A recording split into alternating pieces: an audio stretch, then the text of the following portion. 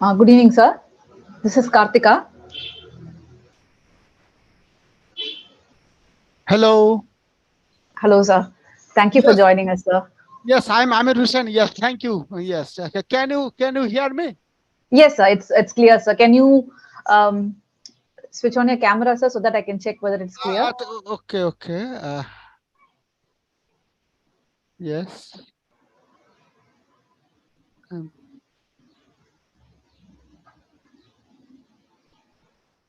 oh, I can't. Uh, but I click share screen. Yeah. Uh, so yeah, there should be a video. You have to click on Oh, that. A video icon.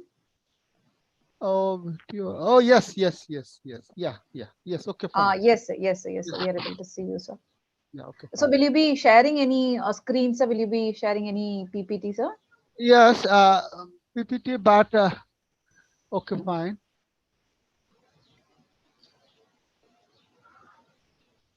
Okay.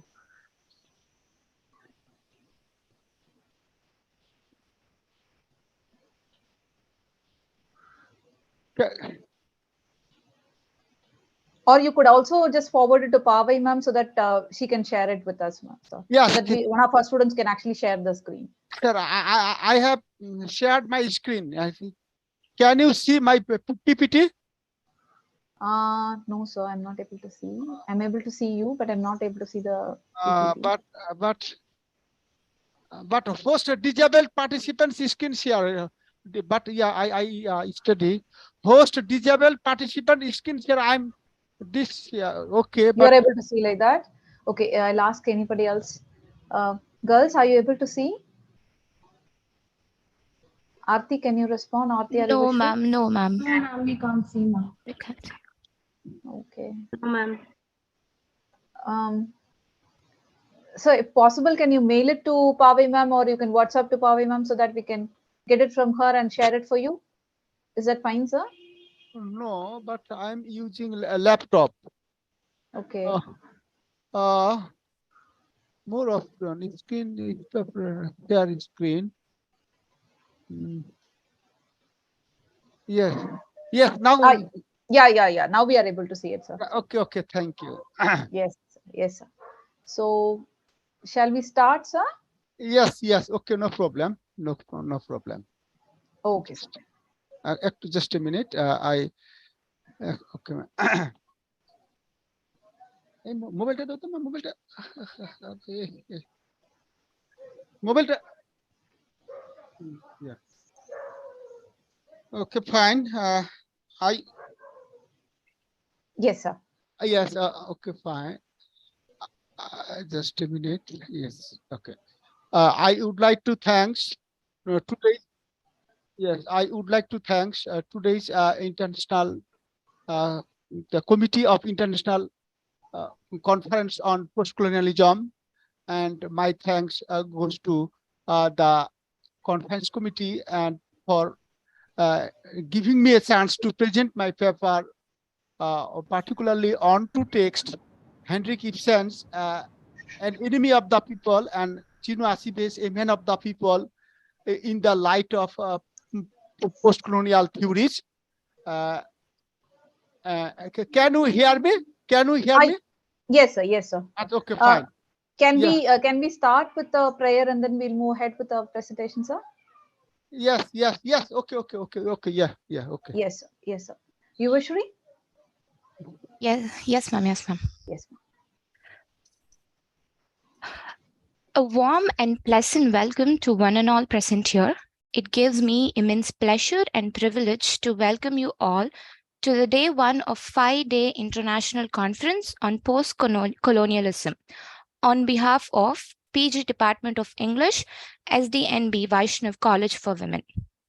We are honored by the presence of our special guest and speaker for session 1, Mr. Amir Hussain, Assistant Professor of IBA IS University, Bangladesh. We welcome you, sir. Yes.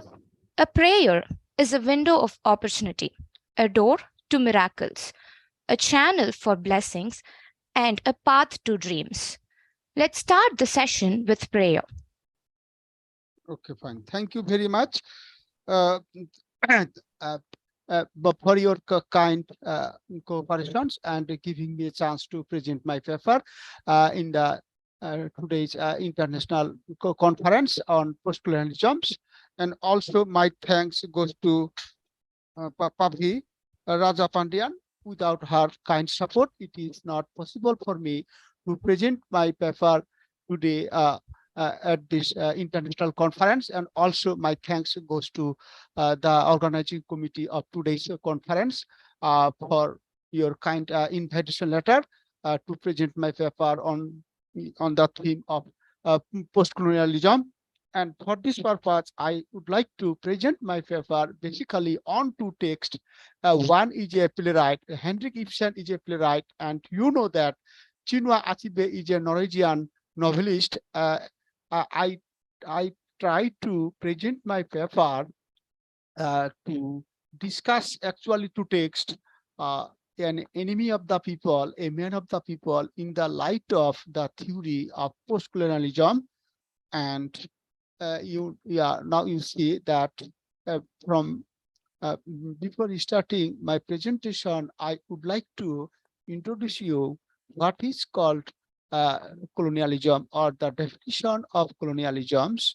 And colonialism is a policy of a country seeking to extend its authority over the nation's territories for the purpose of economic and political hegemony. In the process, the colonizers impose their region's economics, policies, and other cultural practices on the other countries around the world.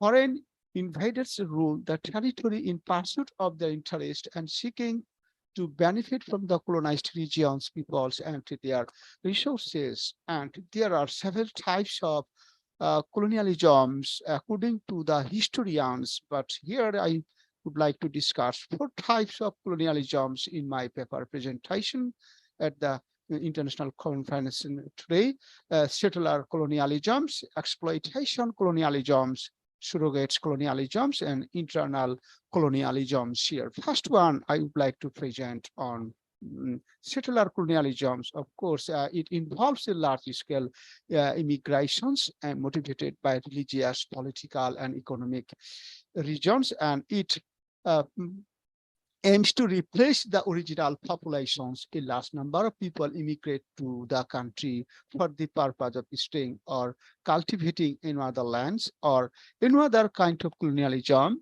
that exploitation colonialism. It involves fewer colonialists and focuses on the exploitation of natural resources or population as laborers, typically to the benefits of colonial empire.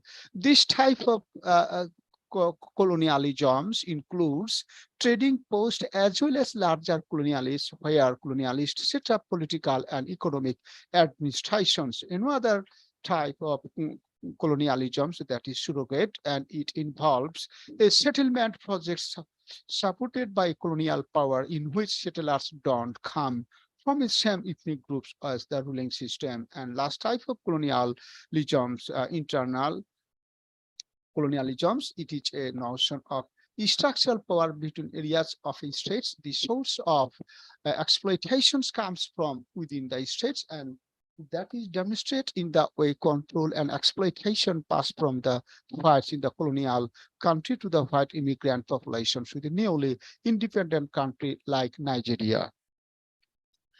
And another most important point in recent terms, that is recent theory, post-colonialisms. And post-colonialisms is an academic study of the cultural hegemony of colonialisms and imperialisms through highlighting human consequences of the control and exploitation of the colonized populations and their countries.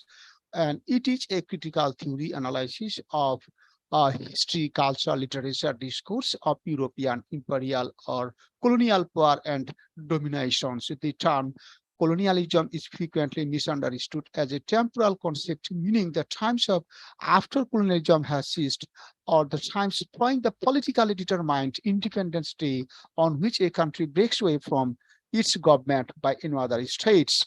Colonialism addresses the politics of knowledge that constitute the post-colonial identity of a decolonized people derives from colonizers' generations of cultural knowledge about the colonized people and how that Western cultural knowledge was applied to surrogate a non-European people into a colony of the European mother country. And now I would like to discuss about Chinua Achebe as a post-colonial novelist or writer, or fiction writer as well. Chinua Achebe secures a permanent status as a leading post-colonial writer. Achebe has chosen to write in English and the language of colonial masters of Nigeria.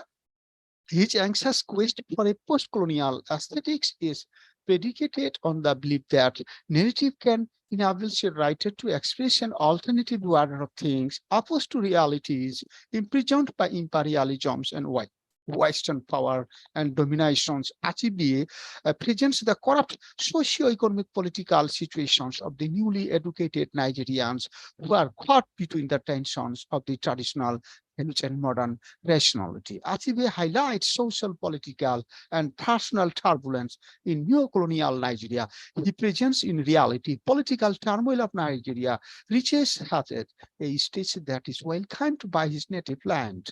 He is a great novelist of the postmodern times who distinguishes and chooses the proper moments for his literary reflections.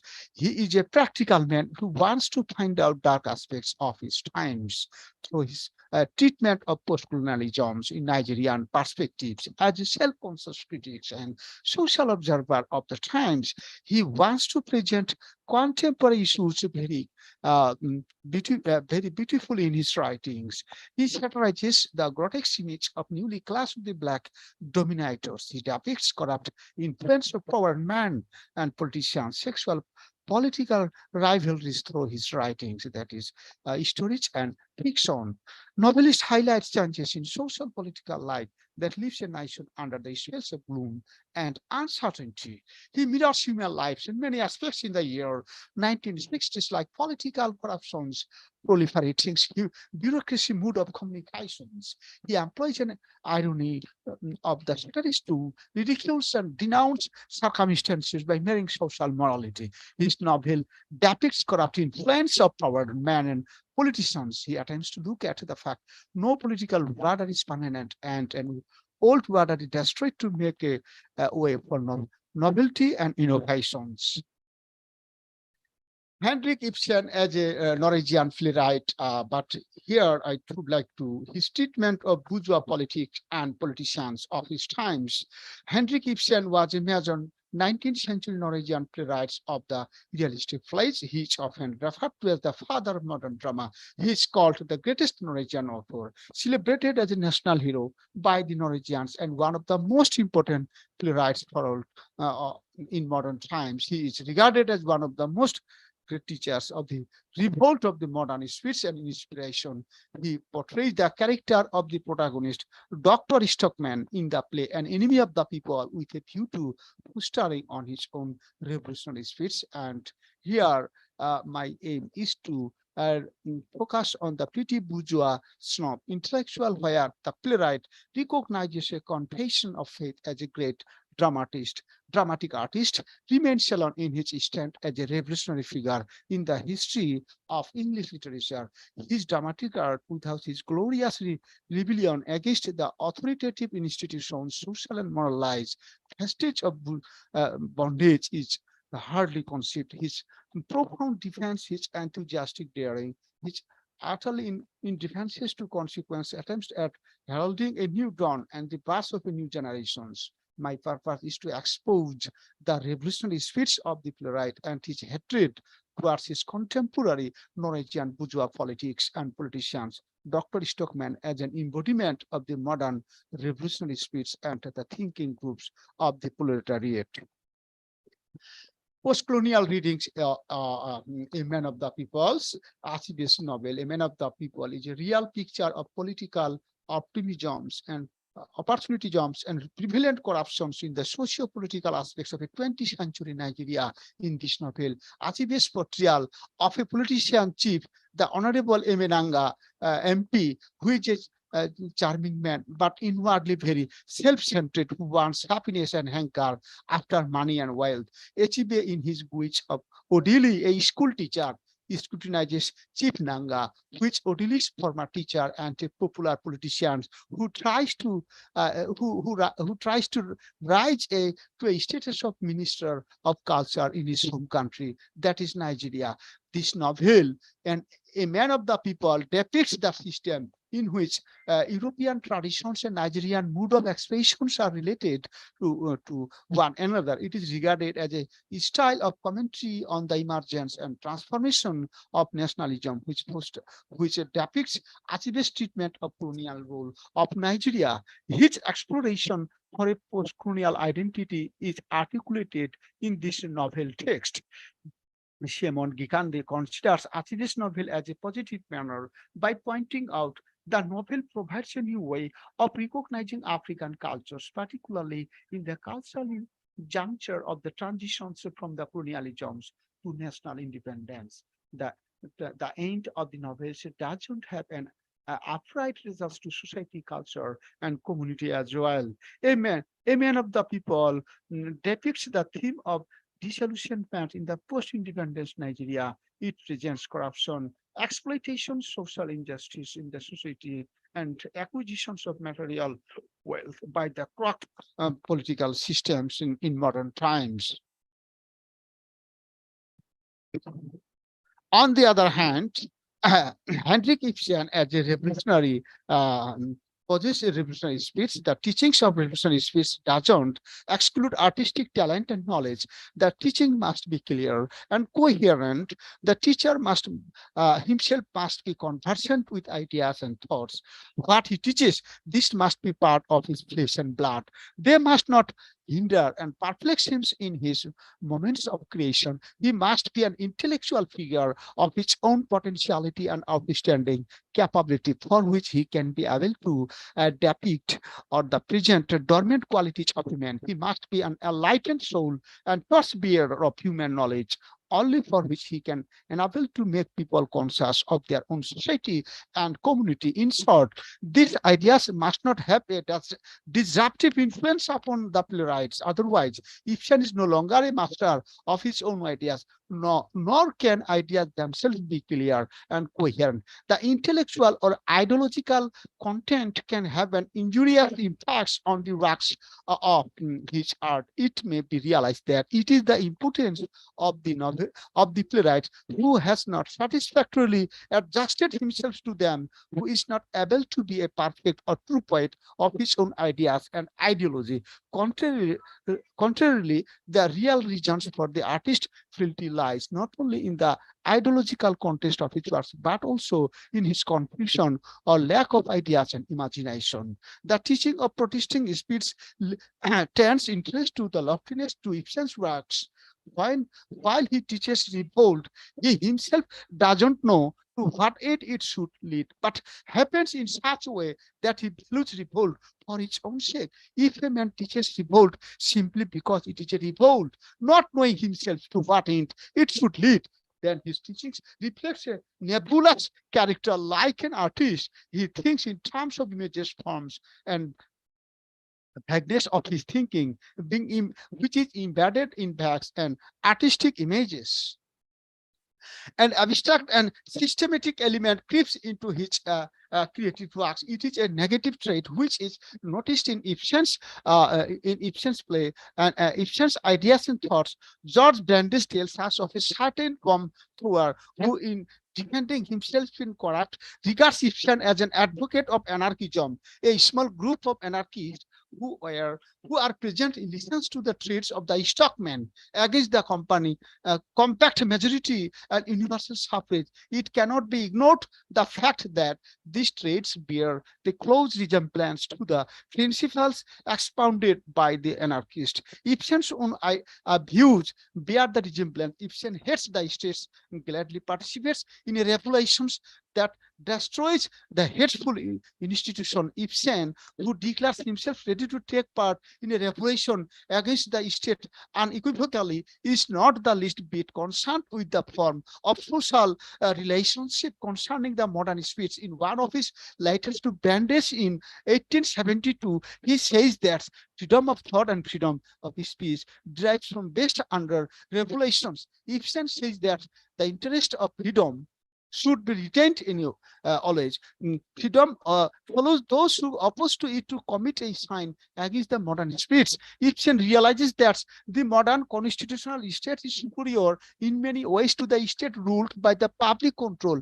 He reveals his essential in defiance to politics. He, an enemy of the states, he tireless preacher of the revolts of the modern spirits, reconciles himself to the most tyrannical forms of governments. The reader doesn't see that the revolt which Ibsen preaches is just a meaningless and Brand's moral law. In the play Enemy of the People, he creates such a protagonist through whom we can observe the influence of modern revolutionary spirits of his state. Chief Nanga, on the other hand, Chief Nanga, as a corrupt politician, a man of the people, is about the legacy of the white nations and documents and avarice of the peoples, resulting in corruptions in post-independent Nigeria. As a result, such as a Chief Nanga, the Honorable Minister of Culture, a man of the people, is seasoned corrupt politician, provides a book with his ironic title, which is the flamboyant embodiment of rising ambitions and failure of the Nigeria. Chief Nanga is the representative of a particular class of politicians and post-colonial elite who inherits power and power from the British at any cost.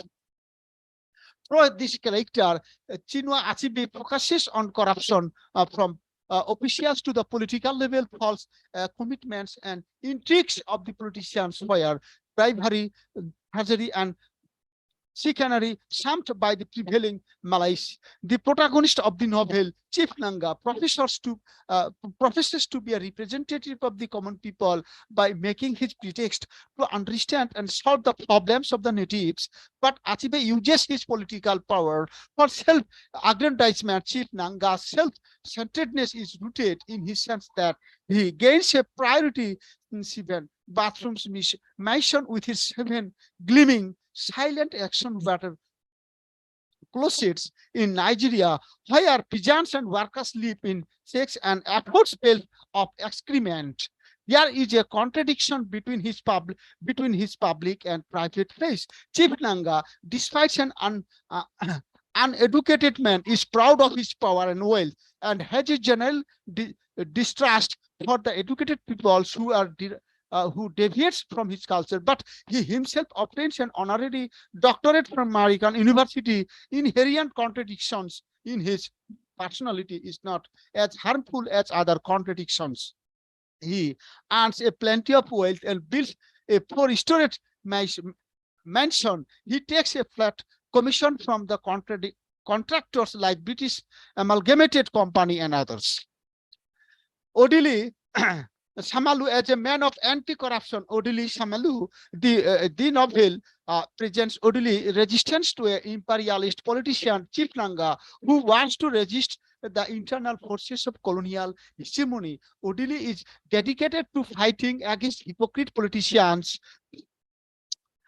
Chief Nanga Odili scrupulously remains away from politics and critical of ethical degradations in imperialist politician. Nanga's philosophy is one kind of survival, whereas Odili is an unsteady, fickle, and ambitious young man, but lacks in convictions. Odili is antagonized when Nanga sleeps with Elsie, his girlfriend, whom she brings to Nanga's house. Nanga's argument is that he considers the relationship between Elsie and Odili as a casual one, which doesn't convince him.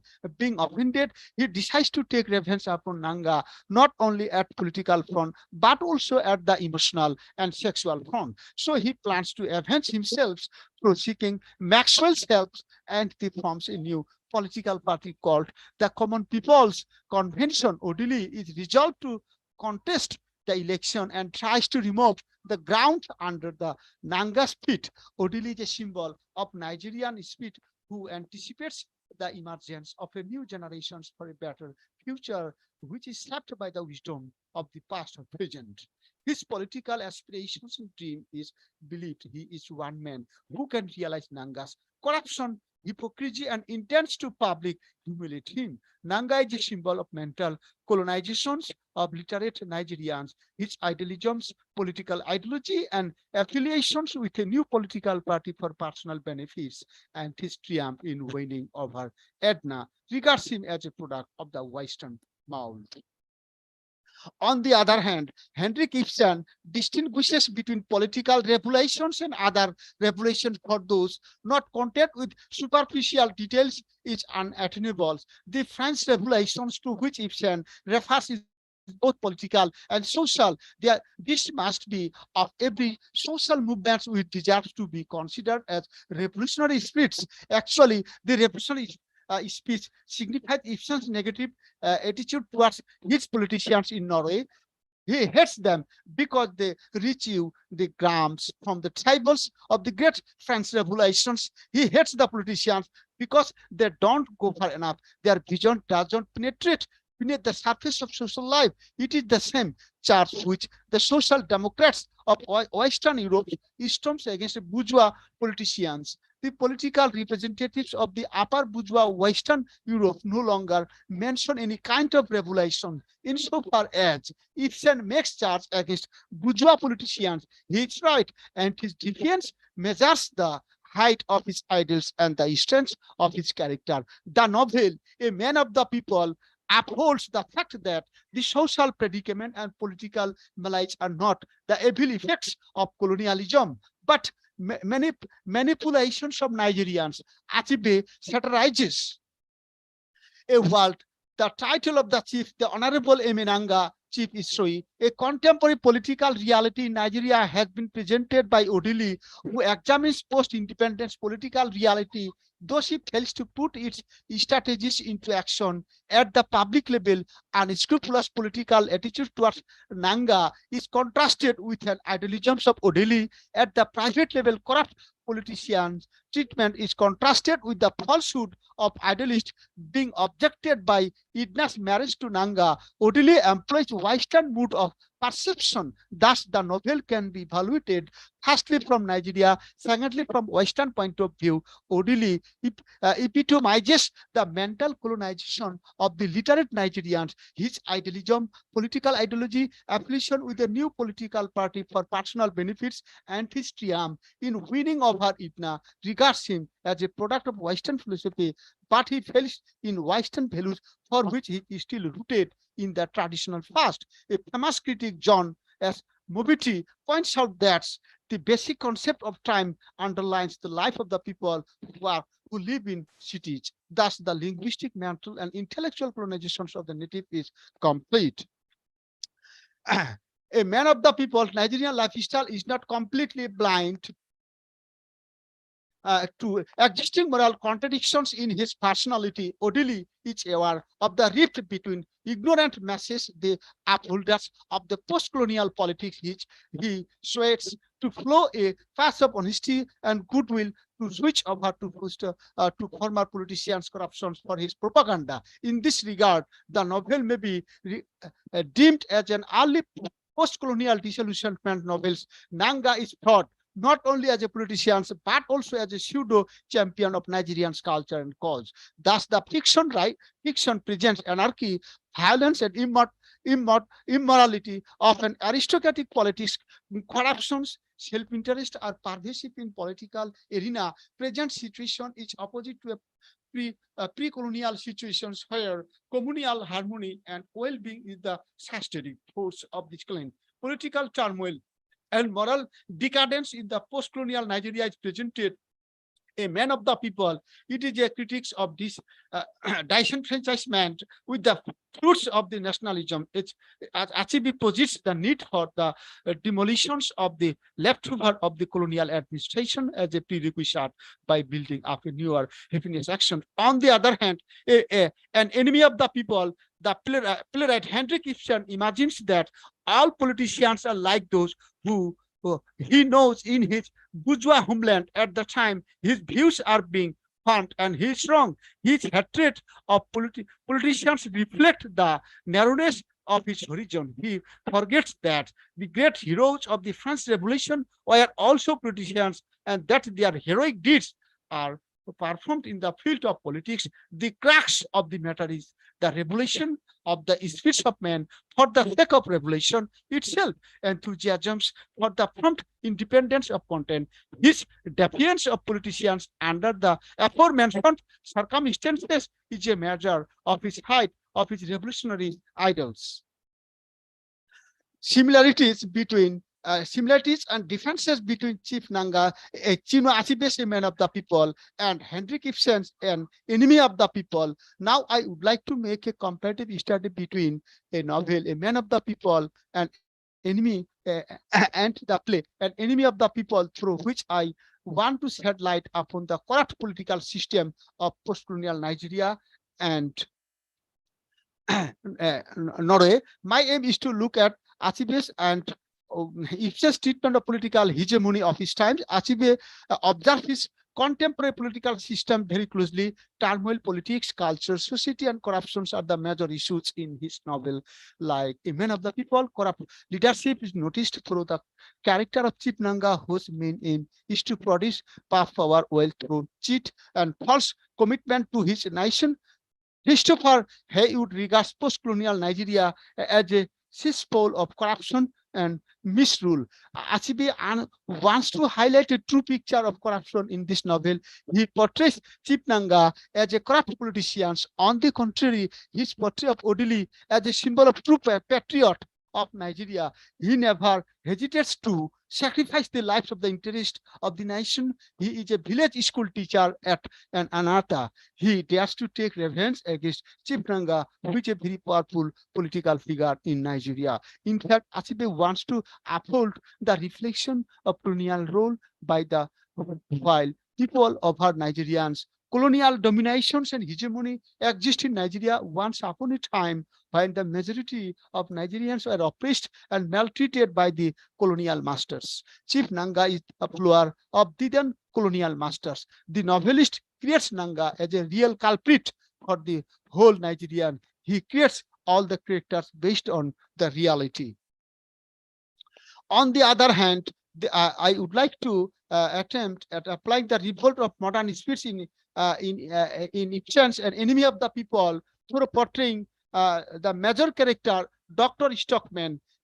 He gets himself entangled in a whole series of the most absurd and helpless corruption in Norway. At the mass meeting, he says that the democratic press lies shamelessly when it tells the messages that they are the real essence of the people. The messages are nothing but raw material, which may someday be refined into individuals. The scientific arguments of Stockman imply only those individuals belonging to the better elements and having descended through many generations from an aristocratic stocks have failed on delicate foods and harmonious musics at the risk of being impertinent. He descends from such people. As far as his own life is concerned, it is a life of a proletarian intellectual who is socially conscious, ought not to articulate his mental development to his ancestry, but also to realize that he himself is responsible for having acquired his education and ideas during the course of a lifetime crowded with works. Stockman fights with the compact majority because the majority refuses to accept to the complete reconstruction of the municipal bath, which he thinks to be necessary for the welfare of the sick. It is very easy for Stockman to observe that majority is only the sight of the sick that flocks to the town from far and wide, while those who object to overhauling the bus are actually in the minority. If he perceives the condition, he will realize how foolish it is to rail against the majority who actually constitutes the compact majority with whom our hero faces complexities and difficulties. Firstly, there are some shareholders of the municipal baths. Secondly, the landlords Thirdly, the newspaper men and publishers, and lastly, the townsmen who are under the influence of these elements and follow them blindly in proportions to the first group. The townspeople naturally form the compact majority. The exploiting minority cannot and falsifying questions of social relationship consciously or subconsciously. The exploited majority, on the other hand, hardly knows where the shoe pinnacle pinches. Finally, the direct necessity forces the majority to state truth in the false, whereas the minority sees only the words and the wrinkles on the face of the truths on the fundamental lie of the exploiting minority. This arises a vast and highly complicated structure based on more and more lies, which constitute to blind them to the truth. It takes the utter knave of Stockman to expect that the minority loves the truth and unselfishly, according to Stockman. But I'm thinking of the few, the individuals amongst us who have adopted the new, fresh, and burgeoning truth as their watchwords. These men stand at the outpost so far outward that the compact majority hasn't yet arrived. They are fighting for those truths which are still too new to man's conscious minds to have any majority behind them. Stockman indignantly retorts to all this. I intend to state a revelation against the lie that truth is monopoly of the majority. What are these truths to which the majority clinches? Individuals don't drop as the rain from heavens. They are flesh of the flesh and bone of the bones of that social class where they are born. They come forward as the ideologists of their particular class. Stockman wanders into realm of abstractions. It never occurs to him where social questions are concerned. One must seek the truth out of different manner, and then one does in matter of pure science. On the other hand, Achibes, a man of the people, is a perfect example of post-colonial Nigeria. In this novel, Achibes' treatment of socio-political system is vividly presented through the two powerful characters of Nanga and Odili Samalu. The social picture that the novelist wants to expose in the novel is similar to his contemporary age. The political rulers and corrupt figures who dominate the whole nations are the great selfish persons living in and every country of the world. In this novel, Achibe portrays two types of opposite. Excuse me, sir. Yes.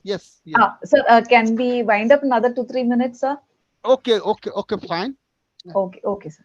Okay, fine. And Ibsen characterizes his attitudes and politics and politicians. They have to live upon the crumbs from the revolutionary tribals of the past century, and Indian has been masticated over and over again. These ideas of the past require new substance, new interpretations. Freedom, equality, and fraternity are no longer the same things. They are in the days of the guillotines of the blanched memory.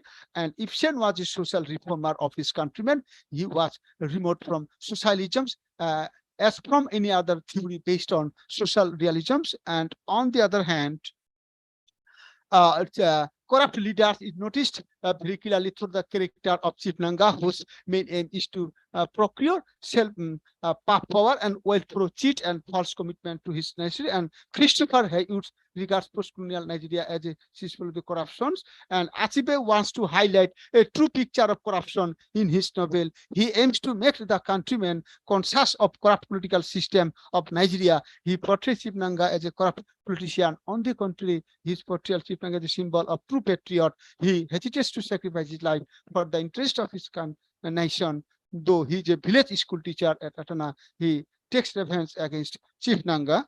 And also, my paper signifies a socio-political picture of a 20th century Nigeria. And Achibe's well-reputed novel, A Man of the People, represent a psychological conflict of Africans.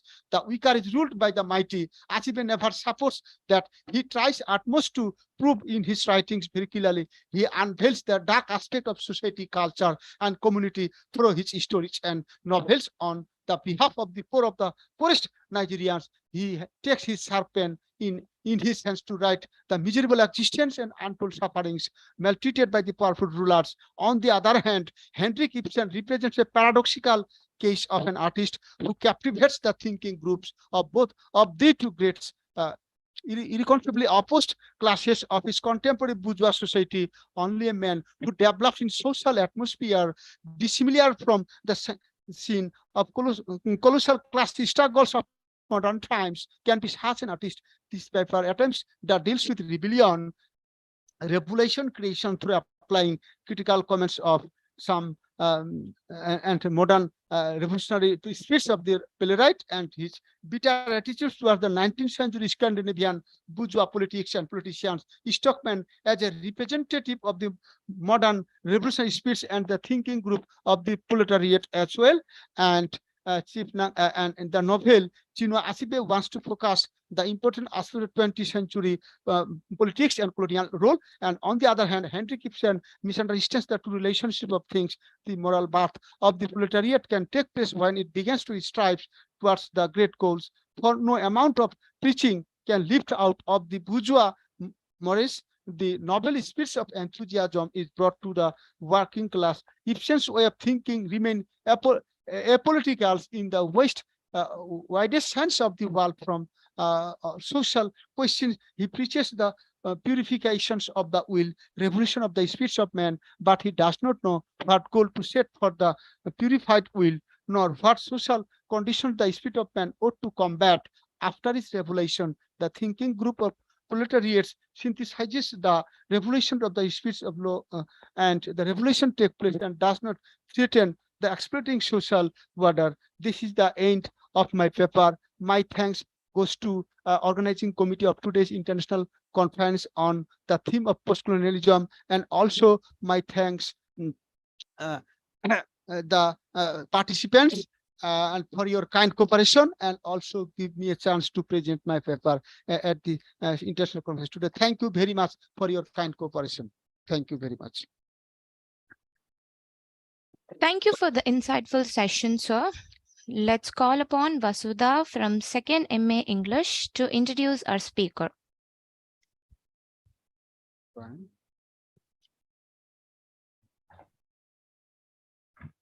Good evening to one and all present here. Today, this task of introducing our guest of honor and speaker is a great privilege. I take pride in introducing our chief guest for today, Professor M.D. Amir Hussain. He is currently working as an assistant professor in Department of English in IBAIS University, Bangladesh. He completed his undergraduate and post-graduation in English at the People's University of Bangladesh. He completed his higher research degree in philosophy with the research title Empowerment of Women and Henrik Ibsen. He has published research papers on asserting the results of higher secondary level and its equivalence examination and empirical study in a journal, Global Research in Higher Education, and various other papers. He has published 54 international research papers and 3 national research papers. Books authored are Ibsen Studies, HSC English Grammar and Composition, SSC English Tests Analysis, both first and second paper, model questions with solutions, and Bengali version. He has completed 15 articles for peer review and scientific publications, namely Say No to Racism Against Rohingya Refugee, re-explaining Henrik Ibsen's brand through mystical spirits. He also has several books and articles that are yet to be published. He has also presented papers in various international conferences in and around India. He has achieved MPhil fellowship with first position in Department of English at Jahangir Nahar University, Bangladesh. He has also been a greatest speaker, keynote speaker, and plenary speaker at various conferences. He has received International Best Scientist Award certificate, Volunteers Group Certificate, Research Strategy and Methodology Certificate, and Certificate for Non-Government Teacher Registration and Certification Authority, and various other certificates. His achievements are numerous to be listed in a minute. So I take the privilege to welcome our honorable guest speaker for today's for today, Professor Amir Hussain. Thank you very much. Thank you very much. Thank you. Thank you, Vasudha. Now I request Ms. Hairun Fatima Naushan, head of the department, to welcome both the speakers. Hello, everyone. It's truly wonderful to have you all here. I'm thrilled to greet you all for the International Conference on Postcolonialism. I feel just quite ecstatic about welcoming the outstanding scholars and distinguished academicians, Professor Amir Hussain and Dr. Rosalind Mary. Thank you for accepting our invitation, sir and madam. We are truly honored and privileged to have you here. I wish to express our gratitude to our respected principal, Dr. R. Geeta, ma'am, who is our enduring inspiration for all our academic endeavors. I take this opportunity to thank the consistent support provided by Dr. Victoria Priscilla, ma'am, Vice Principal SFS, without whom this dream of an international conference would not have been a reality. I wish to express our gratitude to Dr. Lekha, ma'am, Vice Principal of Aided Stream 2, for all her kindness. My genial greetings to all the heads and dear colleagues who have joined. I take this opportunity to express my loving admiration and appreciation for organizing this momentous event to my beloved Archana ma'am, Kartika ma'am, and Pavai ma'am. I extend our friendly welcome to all the participants of today's meeting. Best wishes to you all. Also, my wholehearted appreciation to our cherished student volunteers who have worked tirelessly to make this event a reality. Without further ado, let's begin today's, the next speech of today. I hope that you all enjoy the following enlightening lecture also that is to come. Thank you. Thank you, ma'am. Now we are proceeding to the next session. I'm handing over the session to Ms. Aarti of 2nd MA English. Good evening, everyone. A warm and pleasant welcome to one and all present here. It gives me immense pleasure and privilege to welcome you all to the session 2 of day 1 of the 5-day International Conference on Postcolonialism on behalf of the PG Department of English, SJNB Vaishnav College for Women. We are honored by the presence of our special guest and speaker for session 2, Dr. Rosalind Mary, Associate Professor and Head of the Research Center of English, Fatima College, Madurai. Now I call upon Sri Lakshmi from 2nd MA English to introduce our speaker.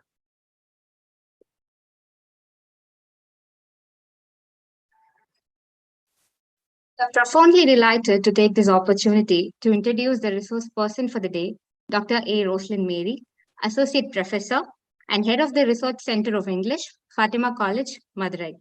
She has completed her UG and PG from Sarah Tucker College, Tirunelveli, MPhil from St. Joseph College, Tiruchi, and PhD in the discipline African American Literature from Mother Teresa Women's University, Kodaikanal. She has an overall experience of 36 years from 1987 to till date. Her areas of specializations are African American literature, Dalit literature, comparative literature, and translation.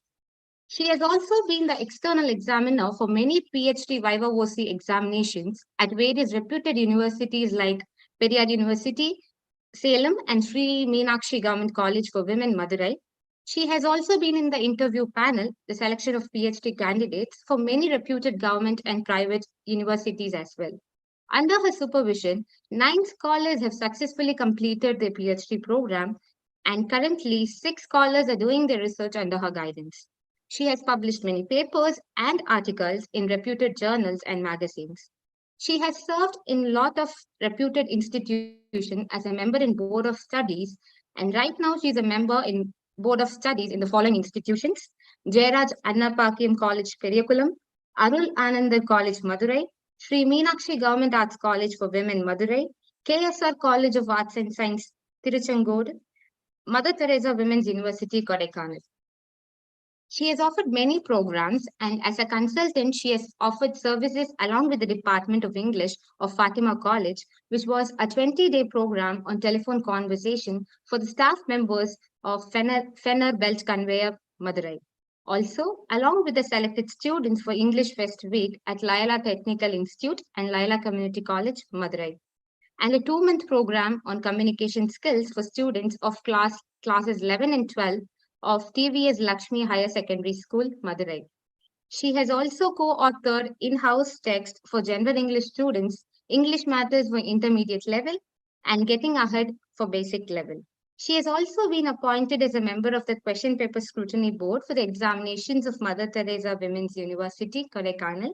It is a pleasure to have you today, ma'am. Welcome, ma'am. Thank you very much for all your pleasant words.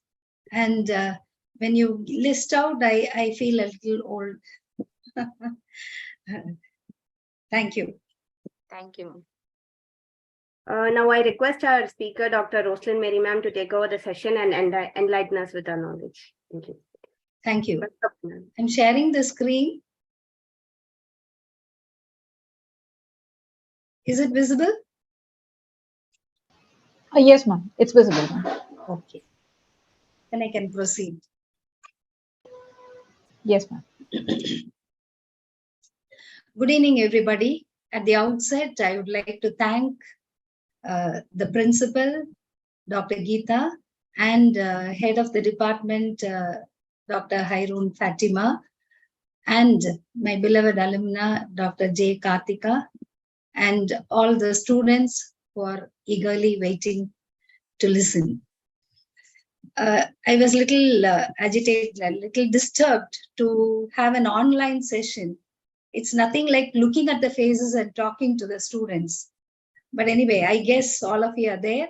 And this evening, I'd like to introduce two gentle warriors whom I met in my journey in literature.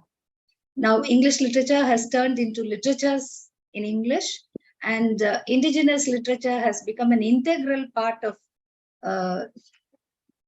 literature. I'm not able to move the... yes. So my interest turned towards, as she was mentioning, from African American literature, I moved to Dalit literature, and Dalit literature is only a small part of indigenous literature. I would like to introduce the First Nations people to you, who are also known as indigenous peoples, the native people of America, Aboriginals of Australia, Maoris of New Zealand, First Nations of Canada, and Dalits and tribes of India are known as First Nations people or indigenous people. And I've given a reference of the foundational texts which give you a full picture of their literature, how it evolved and how it reflects the oral tradition, etc. And for the present study, I've chosen two poetess, as I mentioned earlier. The first poet is Jai Harjo. As it is mentioned there, she is a Native American poet belonging to Muskogee Creek Nation. And her poetry is very significant of blending of the genres. I first read the poem Flood, and it is a typical short story in the form of a poem. And these are her poetry collections. You can have a look at it. And the next poet is the Gentle Warrior of Canada, a Mi'kmaq poet, a storyteller, and a songwriter. And her terrible experiences in the reservation schools have made her into a poet, and she reflects and resembles Dr. Thiago, who is talking about decolonizing the mind and who refuses to accept the second language.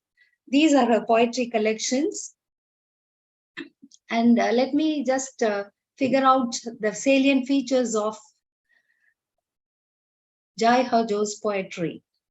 In her poetry, you can see a lot of images, and as almost every other indigenous writer, she connects to the oral tradition, and she is an expert in mixing and transcending the borders of genres. And as every other indigenous writer, she celebrates the unique features of indigenous culture and recorded them very faithfully. And another feature of indigenous literature is found in her. Theirs is never a personal experience. It's always an experience of the community. So the personal and collective experiences of the writer is recorded in her works. And Rita Jo also does the same thing. She too celebrates her Mi'kmaq culture, and the personal and collective experiences are expounded in her works. And one beautiful thing about her is, as I told, I'm just insisting that again and again, because they are gentle, at the same time they are warriors, they're fighters, they never give up. And we can find that feature in all the indigenous peoples, and especially in writers. They are passing on that strength and the resilience to the readers as well. And hers is a language which is very simple, direct, just like Frost. You can just jog and read and enjoy. But at the same time, the essence is too strong that you can learn so many things. I can see changes happening in you. And both the writers are committed to social justice. Let me give you some examples. I'll show you some poems from both the poets and show you what they have contributed towards their community, and as well as how they have how you can identify the post-colonial ideologies. To simplify post-colonialism, colonialism brought in suppression and oppression, and almost all the colonized countries and nations and the people were voiceless. They were becoming voiceless. They could not express themselves. In the post-colonial ideologies, we can see can the subaltern speak is answered. Yes, they can speak back. They write back. The empire writes back, as William Walsh said. And as Gayatri Spivak questions, there is an answer for can the subaltern speak? Yes, they can speak. So in She Had Some Horses, we can see Joy Harjo is celebrating the resilience and perseverance of indigenous cultures in the face of oppression. It's very easy for us when the freedom is given to question anything, but they were denied every right. But even in that phase of oppression, they were ready to question and preserve their indigenous culture. And this poem, you can find another point. She emphasized the importance of maintaining a connection to the cultural heritage. History is a record of our culture. When the culture is lost, the history is lost, our identity is lost. So they turn towards their cultural heritage. And Joy Harjo is a specific voice of Native Americans who resisted the erasure of indigenous voices and indigenous perspectives. So you can see a spirit of strength, a spirit of courage, a spirit of grace and beauty. Strength and courage is not making it horrible to look at, but it was added with grace and beauty. And we can find that in Harjo's poetry, in all her poems. And yet another example is from Anchorage. The titles are very interesting. Because of constraint of time, I'm not delving deep into it. This is very much the voice of all the indigenous peoples, not only the Native Americans. The highlighted lines, you can see the land that was taken away, they becoming a stranger in a strange land, that is in their own land, and they remember their past. They have to record their history in their literatures. I remember the beauty of my home, but I cannot go back. The home is lost. They want to get back their home. In this, we can see the displacement of Native Americans from their ancestral lands and their tenuous connection to the land that remains. And she also emphasizes the importance of reconnecting with the natural world in order to find a sense of balance and wholeness. So all our ecological concerns and environmental issues we are aware of in the 21st century, the natives who had been one with nature, those who have lived with nature, very close to nature, naturally, they are establishing that again in their writing. And she also believes, her belief that being connected to the earth and one's own ancestors can bring about a sense of healing and renewal. This is one of the major themes of all the indigenous writers. Their writing itself is a healing. And that gives them a revival or a rejuvenation in their life. And you can read the closing lines of Anchorage. We are the last of the first people. They take pride in establishing that they are the first people, and we have come full circle to the place of our beginnings. We have come to the place of our beginnings to heal our broken hearts and find our way to the stillness of our center. So if they can get healed, all the more they are passing on that message that every one of us who are wounded can be healed. Today in the post-pandemic period, I find all these poets, what they express is very much relevant to us. And let us move on to the next poem, How We Became Human. In this poem, she explores the relationship between humans and the natural worlds and how it is essential for us to honor, cherish, and protect them, protect nature on the whole. And she also brings to light the interconnectedness of all life and our shared responsibility to take care of the planet. And Harjo's words offer insight and hope for a better future. So this is yet another thing that is a sign of good literature. Good piece of literature ends up with hope. Even in a hopeless situation, there is a sign of hope. And we read these lines where she says, we explored and we questioned, we discovered and we pondered all the wonders and miracles that life has offered. We used to sing the hymn, count the blessings and count your blessings and name them one by one. Whenever you face with turmoils in your life, when we turn towards all the great things that has happened in our life, then we become very grateful to God and we get that positivity. And the last stanza you can see, we reached the stars, we looked out at the sea and we found ourselves. Everything is starting from the inner journey to the interior.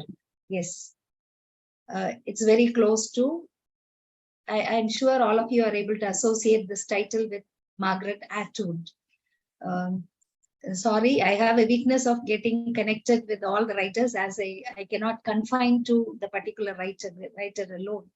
Next poem is Eagle.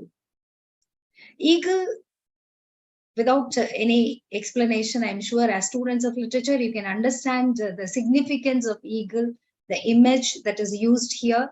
I'm sure all of you know when eagle turns 40, it feels very old and it goes and sits in the top of a mountain or a cliff, and it looks at its curved beak and claws, which are no longer useful. They have become very hard and brittle, but it doesn't give up.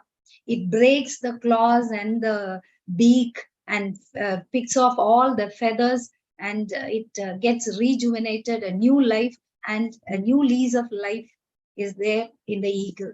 This is a lesson we have to learn from the eagle, and Jai Harjo has taken up the same image in her poetry, and she draws inspiration from Native American culture and mythology to show how the eagle is a spiritual representation of power, resilience, and transformation. So even from the points that I told about the eagle, this is happening in every eagle's life. So the eagle has to decide whether it is going to die at the age of 40 or it is going to get another lease of life by rejuvenating itself. And she also writes about the power of the eagle as a symbol of strength and freedom. This is what she conveys to her people, and I'm sure we too learn the same from her. We pray that it all will be done in beauty, in beauty.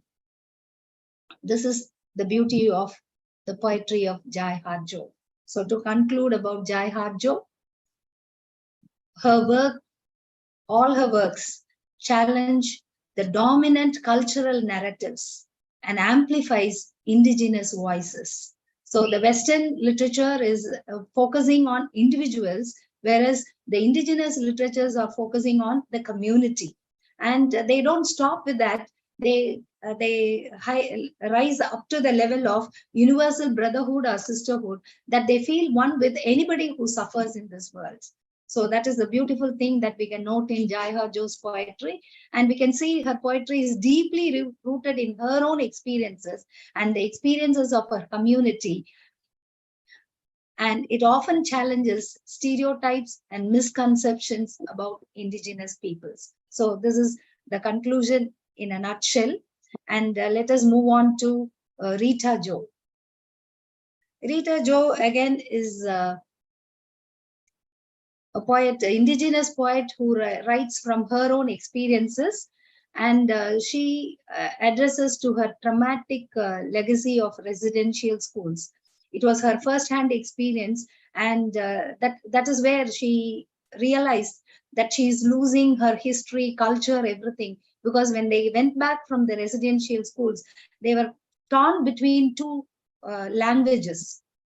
Her famous poem, I Lost My Talk, expresses that trauma and mental agony and pain that she underwent in the residential school system. Separated, the family was separated, and the family as an institution was completely lost, and the parents were separated from the children, and the children were very much affected by it, and they could not relate to their own loss and regain whatever they have lost in their lives. What did they lose? In the residential school as a child, she talks in her poetry, in her poem, that there was a profound loss of language, culture, and identity. Yeah, these three things. You can note language, culture, and identity. So you can say the tongue is twisted. My heart is sore. I want to go home and find out what I am for. Her tongue is twisted because she's caught between two languages. She's losing the hold on her own native language because they are forced to use the second language, English. And maybe many of you may identify with that and say we are also forced. But as students of English literature, we are to master our language too. Yes. And what happened because of that? The next stanza says, my spirit is broken. My culture is scattered and gone. I want to go home and find my talk. She says, the loss of the language is loss of my talk. My ability to express myself is completely lost because my thoughts are stolen. My pride is gone. I want to go home and find out what I am for, what I am from, and what I am for also. We can add that too. Yes, it's a very powerful expression of the trauma and pain inflicted on the indigenous people. It's not only her experience, as I told you, it's a collective experience. And she celebrates the importance of the significance of the indigenous languages and cultural traditions, and also advocates for their preservation and revitalization. Just like our mother tongue having umpteen number of words for different stages of our childhood and different stages of a girl child and different parts of a flower, etc., etc. It's all the indigenous languages are very rich in that way. So we can see Rita Jo celebrates that, and her connection to the Mi'kmaq heritage is very strongly expressed in her poetry. And also she emphasizes the importance of passing on this cultural knowledge to the future generations. And in this poem, Mi'kmaq Women of the Dawn, somehow I strongly feel women are very strong, stronger than men, and they are the reservoirs of their culture. They are the storehouse of their culture. When you see the plight of African American women, even in amidst all their sufferings, you can see they hum and they dance, just a small movement like that. They have a small pot. They don't have enough space to live, but they have a small corner with a small pot and a flower in that. So that kind of positivity we can see that she talks about her community, Mi'kmaq women, and the word associated with them is dawn. Again, she says how it's a living reminder of the times that have gone, recalling her past and also to protect her language and culture. And for future generations, it should be passed on. So the same, almost the same, similar points you are coming across between Rita Jo and Jai Har Jo. So the impact of the colonization is seen very openly. She discusses that, and she denies to accept English, and she goes back to the usage of her own mother tongue. The same thing was done by Ngugi Thiang'o. He took up his Gikuyu language and gave up writing in English. The one who wrote Decolonizing the Mind. So her poem speaks to the ongoing struggles faced by the indigenous peoples of Canada, and talking about their poverty, discrimination, and erosion of traditional ways of life. And her poetry is characterized by a sense of resilience and determination in the face of these challenges. So they took the land. Let us move on to the next poem. It's very much similar. It's echoing the same feeling that Udugru Nunukal has expressed in We Are Going. They took the land we called our home and left us searching for a way to find our courage and reclaim the sacred ground they took away.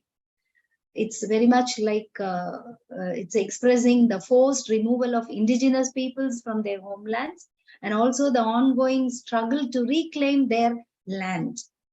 So land is their identity. So when the land is taken, everything is taken from them and their identity is gone. The same voice is echoing, the same feeling is echoing in We Are Going. The scrubs are gone, the hunting and the laughter, the eagle is gone, the emu and the kangaroo are gone from this place. The Bora ring is gone, the corroboree is gone, and we are going. So our culture, we people, our identity, everything is keeping on diminishing. So this is echoed in this poem, They Took the Land.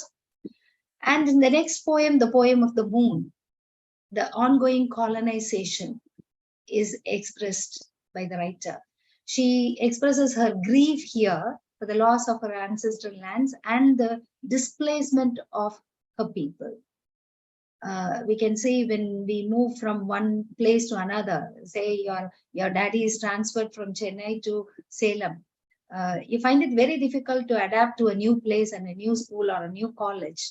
Imagine these people who have been strongly tied to their land, they are just displaced like that from one place to another in the name of colonization. So we can see that grief is expressed. At the same time, the positive side of it is the importance of self-determination and sovereignty is expressed by Rita Jo. The moon will never be forgotten. My father's face will always shine in the night sky, a reminder of a past and a hope for a better tomorrow. So that is to be underlined. And in Jo's poetry, we can see the importance of indigenous self-determination and also challenging the dominant narratives of colonization, colonialism, and assimilation. So we can see she raises her voice against it, and more than fighting through the real battle, she fights with her pen. She writes it, and when she inks it, she registers that hope and resilience and that challenge. So the resistance is not only raising your voice, but also you can raise your pen. Yes. And she also advocates recognition of indigenous rights and empowerment of the indigenous peoples to determine their own future. So don't depend on anybody, don't expect anybody else to do, but you have to do that. So that is the strength of my people, says Rita Jo in this poem. We are the strength of my people, the strength of those who have survived, the strength of those who remain, the strength of those who fight for our rights. We are the strength of those who remember, the strength of those who have been forgotten, the strength of those who stand tall, the strength of those who will never give in. Yes, that is what we have to learn from them. The resilience. I'm using the same word so that it will get registered in your mind. So she celebrates the power of the indigenous nations to survive despite the hardships, the struggles they have endured throughout history. Not 1 or 2 years, but for centuries. Now, let us just see the comparative aspects. In all possible ways, they are comparable, and there are striking similarities between these two poets. in their celebration of their indigenous cultures. We see both of them celebrate their culture and emphasizes the importance of preserving and revitalizing their languages as well as cultural traditions. And another striking similarity is they incorporate indigenous storytelling, music, language, highlighting the richness and diversity of their oral tradition. That is their root, that is their foundation. And they critique the colonialism. That is how we see the post-colonial ideologies enter. Harjo and Jo's poetry both engage critically with the history of colonialism and its ongoing impact on indigenous communities. Yes, we are still in the process of decolonizing our minds. Physically, they have gone out, but culturally, the cultural hegemony that has happened to us is still having a scar, and still it has to be erased. That erasure is very, very important. We have to celebrate our cultures. Only then we can come out of the damage that has been done to our culture and the assimilation that has already taken place. We have to come out of it.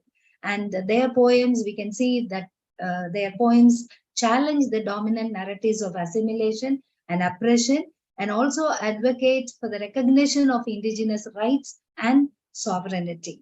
And the next point is both of them emphasize on their personal as well as collective experiences. Both the poets explore the ways in which personal experiences are shaped by larger social and cultural forces.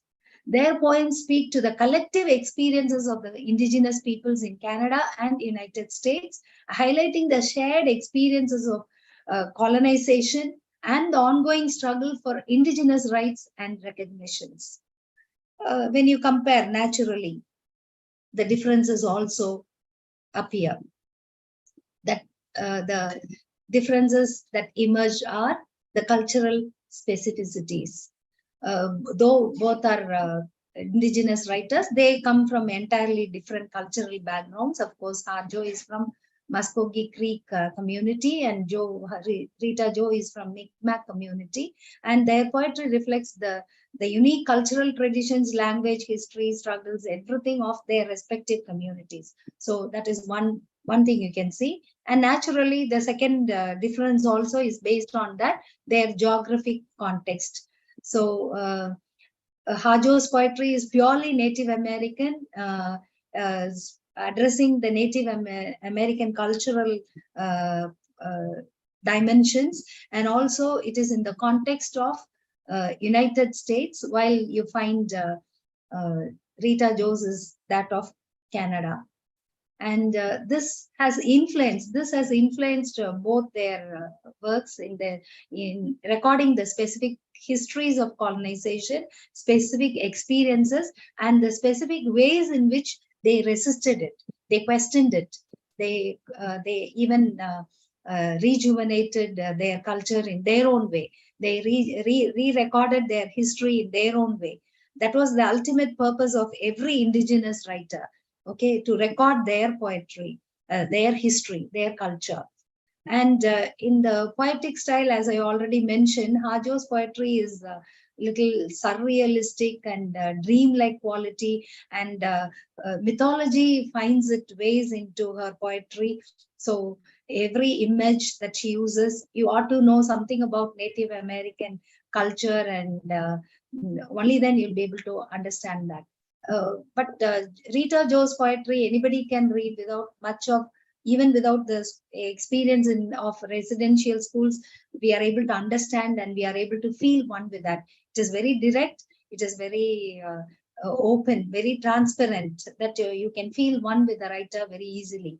But for Harjo, you have to make a little study, background study, understand, and then you can understand her in a better manner. And that makes her poetry a little complex, and they are layered. As I told you, the poem Flood, though I have not given the lines here, the poem Flood is a typical prosaic poem. It's a prose poetry, and it's a very short poem, but it is typical of a short story. And it is connecting with the mythology of a 16-year-old young girl. It starts like that. Then it talks about the layers of the cultural experiences pertaining to her community. And she connects it with their present. And in the present modern era, when they are displaced to Oklahoma, even there, the experience of a 16-year-old young girl is the same. So culturally, they have lost their culture and their history, we feel. But when they come back to the modern era, they may wear all kinds of modern dresses and they are trying to fit into the modern America, but the mindset is the same.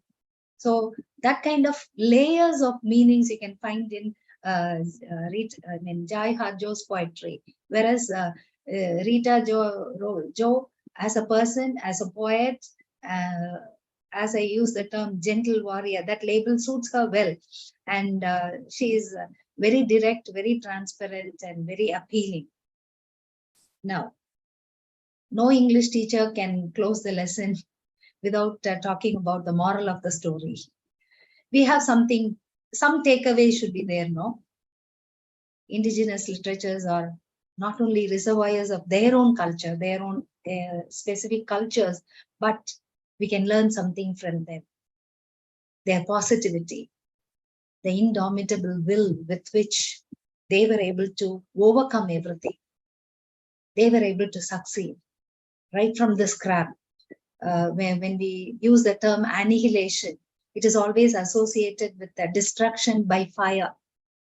When something is on fire, when you put fire on something, it burns and turns everything into ashes. You cannot find anything. Like the ebony phoenix, the African American women, we can find these indigenous writers whom we have discussed today also rose again. Just like Maya Angelou, still I rise.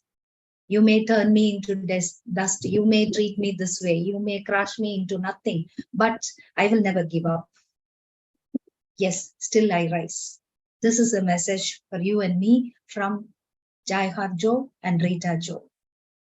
Thank you, everybody, for your patient listening. I thank the organizing committee, the head, the principal, and Dr. J. Karthika, my beloved student, for giving me this opportunity to address you all. Thank you so much. Thank you so much, ma'am. It was a very insightful session. Now we'll have a small question and answer session. So participants are free to ask their questions. Very good.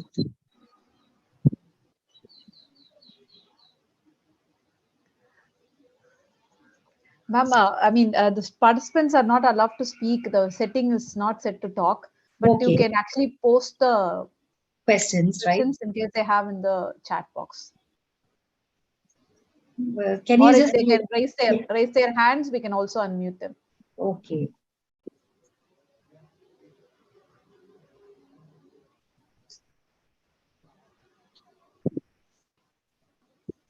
Can you see the chat box? Yes, ma'am. You are not able to see it? Yeah, I'll just check.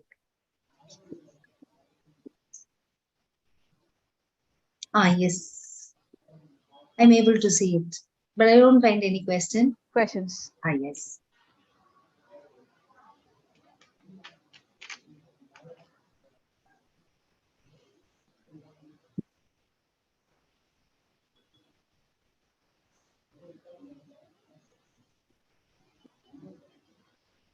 Ma'am, meanwhile, I do have a doubt, ma'am. Yes.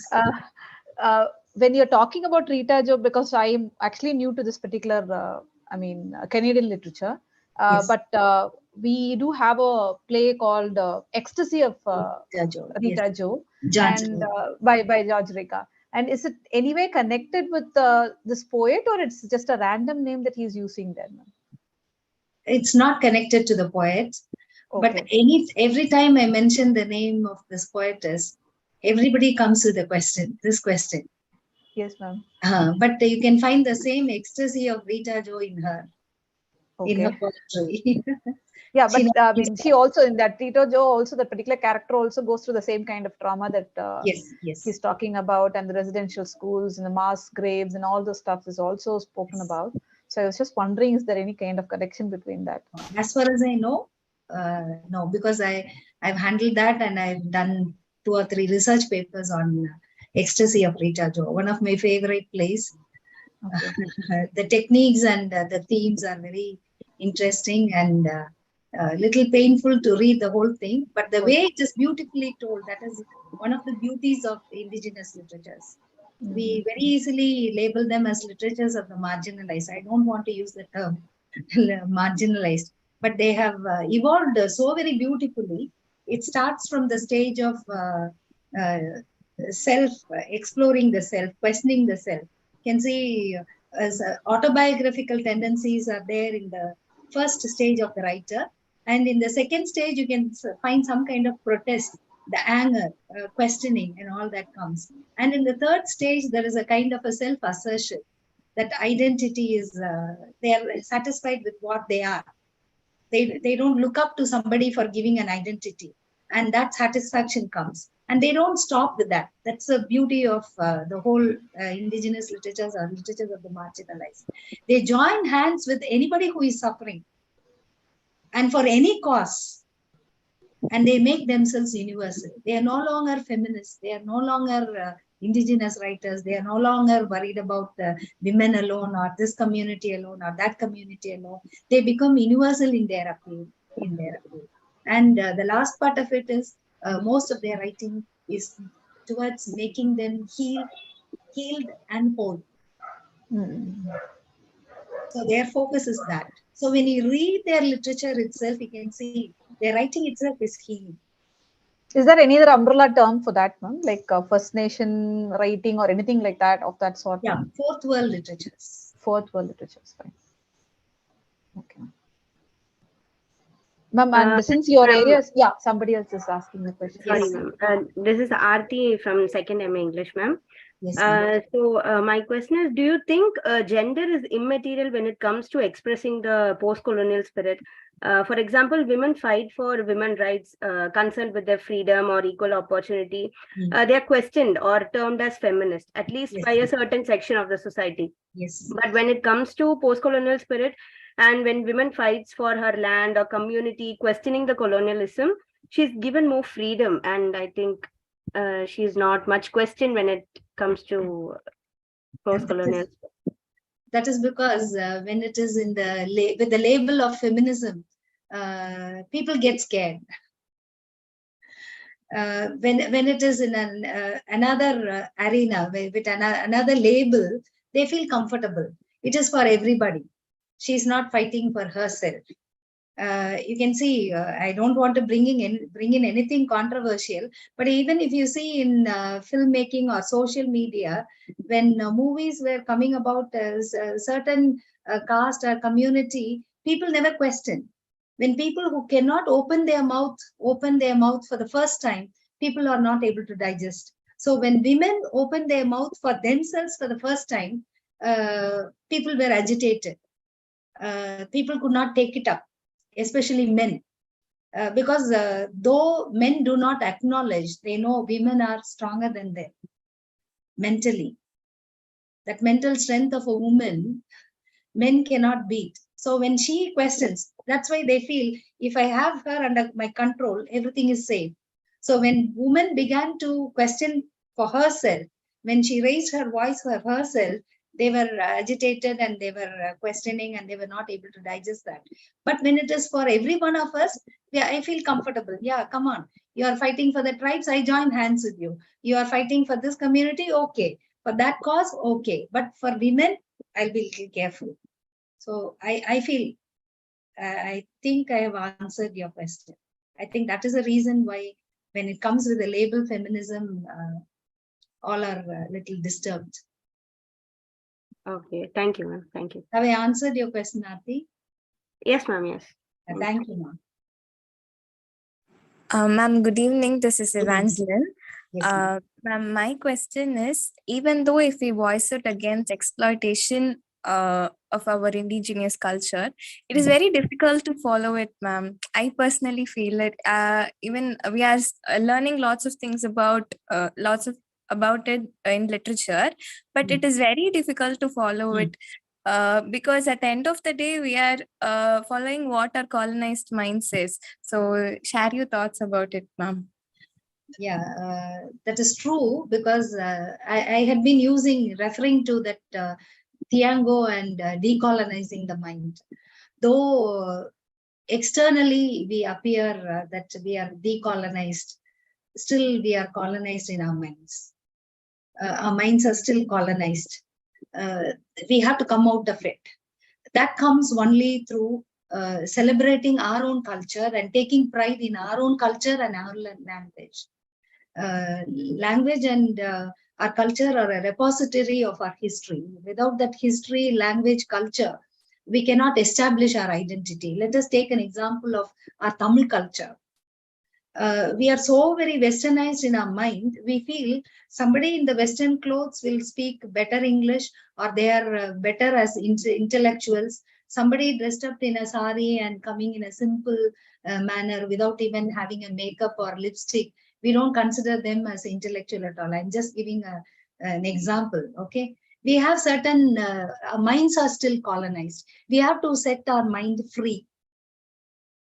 For that, we have to take pride in who we are and what we are, whether it is as women or as indigenous peoples, or a particular community or language or whatever.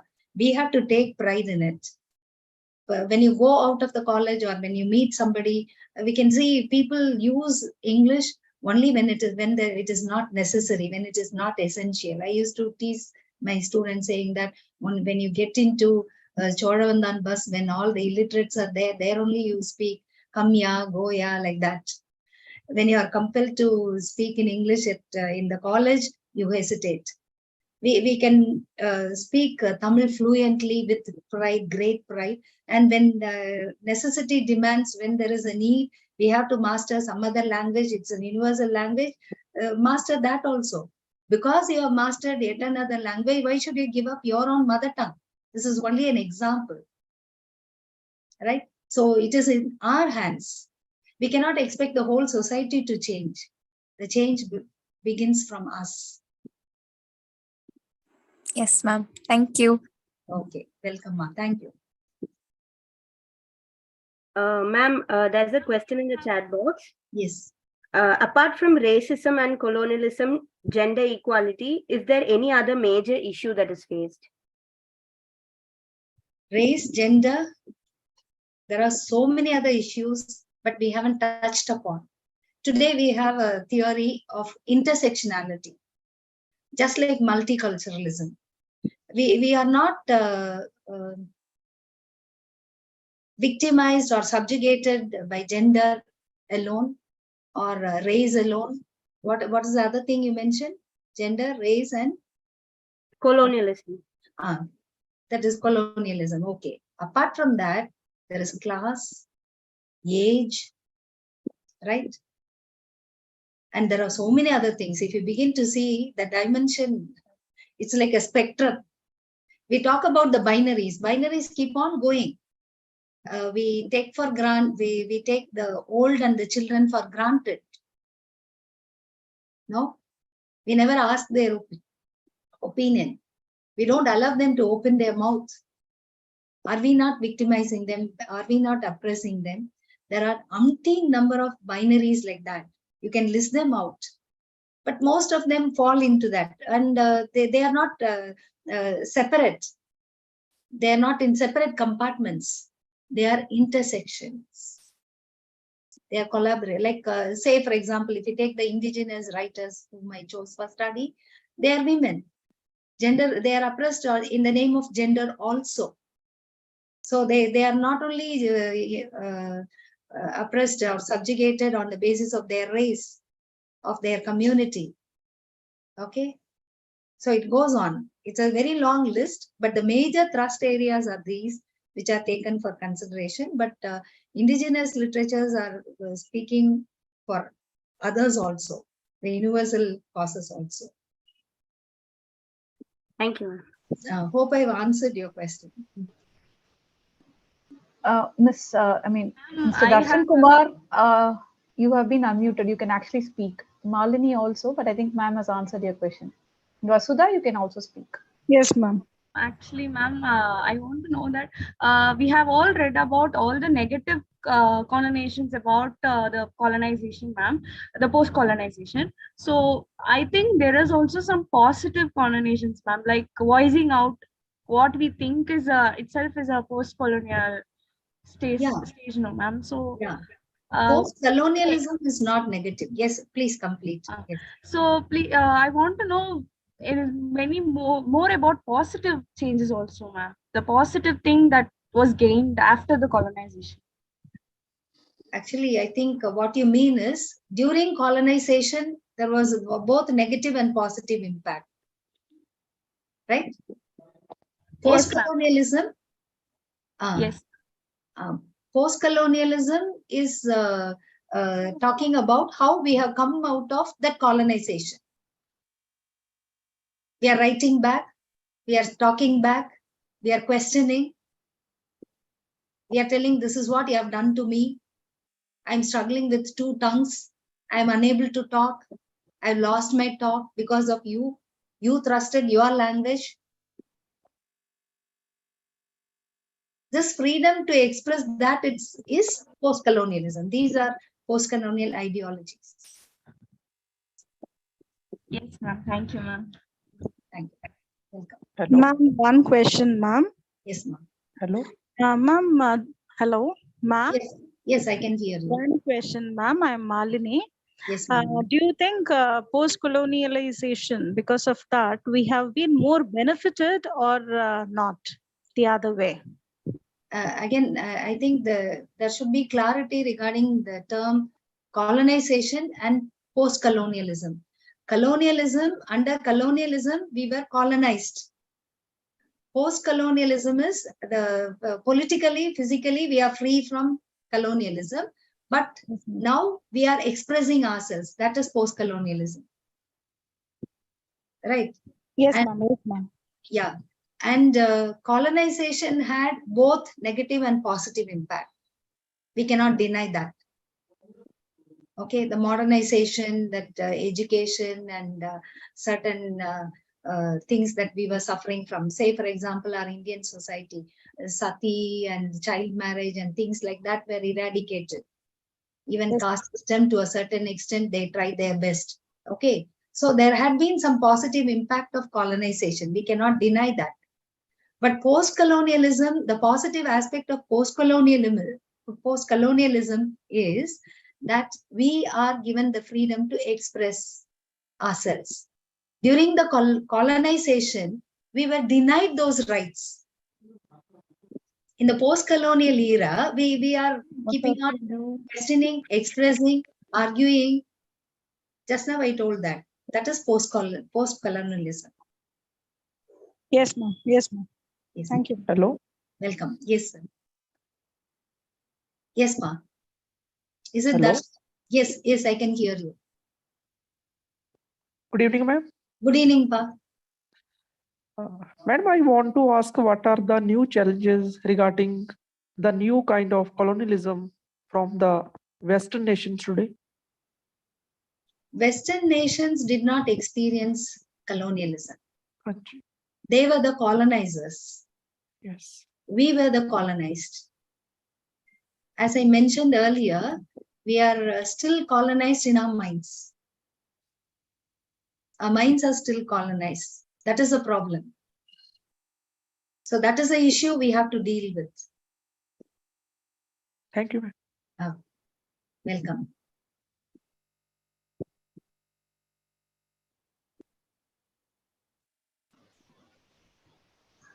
Good evening. Good evening. I am Archana from the Postgraduate Department of English. I have a question, ma'am. Yes. In your speech, you had mentioned about this marginalization, literature of the marginalized, isn't it, ma'am? You said marginalization is a word, or at least that is how I understood. Marginalization or literature of the marginalized, rather than being called that way, a new coinage is being termed nowadays. But should we look at marginality itself as a kind of a pride?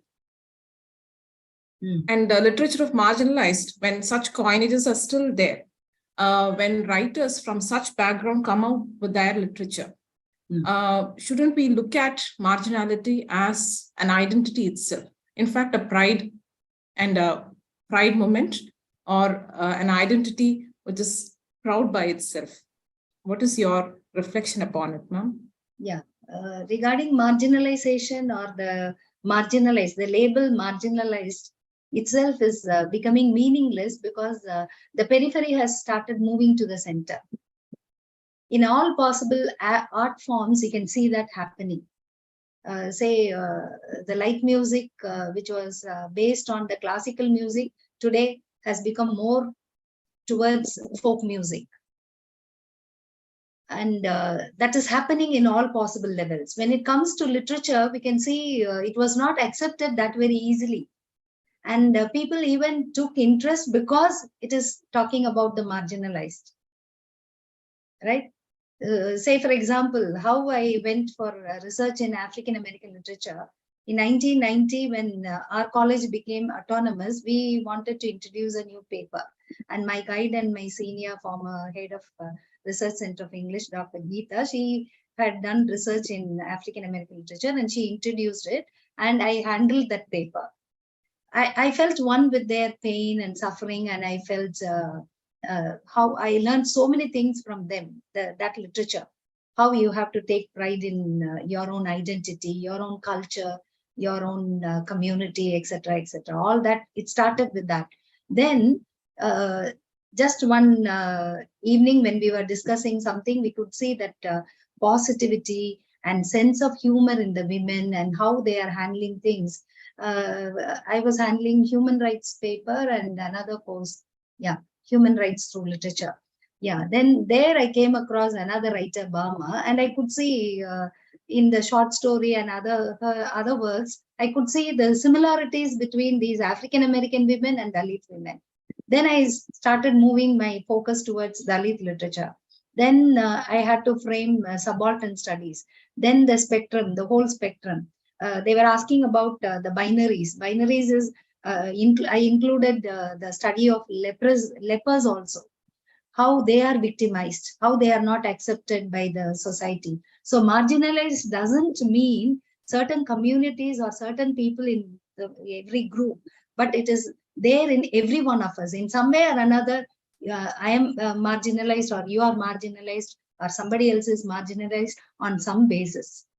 When you take pride in it, okay, I hope that is your question. Then you don't feel small because of that, but you begin to grow in a different angle and different perspective, and you overcome that very easily. That's what I could see in all these studies. Yes, ma'am. Thank you, ma'am. Welcome.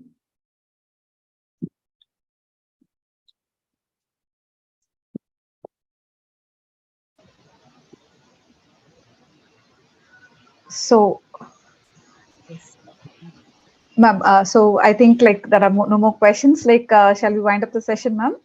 Yes, ma'am. Aarti, are you here? Yes, ma'am. Yeah. Thank you, ma'am, for patiently answering our questions. Thank you. Now I request Ms. J. Karthika, Assistant Professor from our PG Department of English, to deliver the vote of thanks.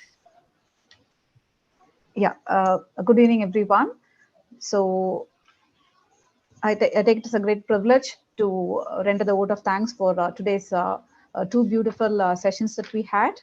And first, I would like to start by thanking our first speaker, Professor Amir Hussain, who actually started talking about the similarities between Chinua Acheb's work as well as Henrik Ibsen's work. And then he was trying to look at different kind of colonizations. And he also talked about the kind of cultural hegemony and how both these writers were actually had a different take on it. And moving on to Dr. Rosaline Mary ma'am's session, yeah, I think like we all came to understand much better about Canadian writing as well as Native American writing. And it was very clear, ma'am. It was so great to listen to you after so many years, and I would like to thank you so much for accepting the invitation and coming and addressing my own students as well. So it was a rare privilege, and I'm truly honored for that, ma'am. Thank you so much. And I would like to thank our principal, Dr. R. Geeta, and the management for supporting us in conducting a conference of this scale. And I would like to thank our senior vice principal, Dr. Victoria Priscilla, ma'am, who has actually supported in every stage of conducting this particular conference. And I also would like to thank our vice principal of Shift 1, Dr. Maisha Shramutani, who has always encouraged us in all the endeavors that we go about in our department. And yes, I would like to thank our head of the department, Professor Hairun Fatima Naushin, who has supported all our endeavors in the department. And next, I would like to thank our colleagues, Professor Archana ma'am and Dr. Pave, for being always there to support the entire department in organizing this particular program. And last but not the least, I would like to thank all the student coordinators and the student participant, as well as the participants from other colleges, for being a wonderful audience here in this particular program. Thank you so much. So we will meet you all again in the next session, that is tomorrow again. We will share the link before 30 minutes of the session starts. Thank you all.